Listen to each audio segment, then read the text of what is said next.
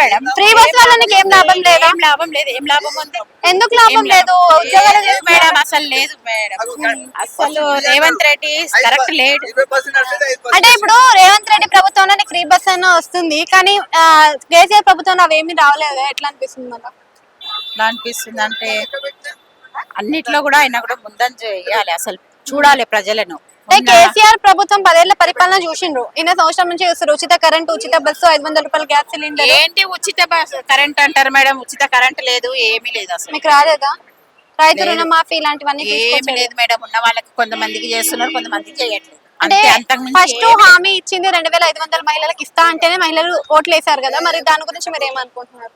వేసిండ్రు, పిచ్చి జనాలు నమ్మిండ్రు, వేసిండ్రు. సరే వేస్తాడేమో, ఆయన చేస్తాడేమో, కానీ ఓపిక పట్టాలి, జనాలు కూడా ఓపిక పట్టాలి.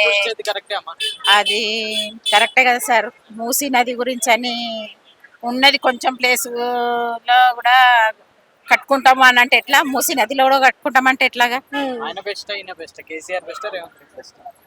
ఇంకా ఎట్లా అంటే అక్కడ ఉన్నారు, అది అది కరెక్టే, ఇది కరెక్టే, కానీ అసలు లేదు సార్. రెండు ప్రభుత్వాలు అసలు లేనే లేదు. రెండు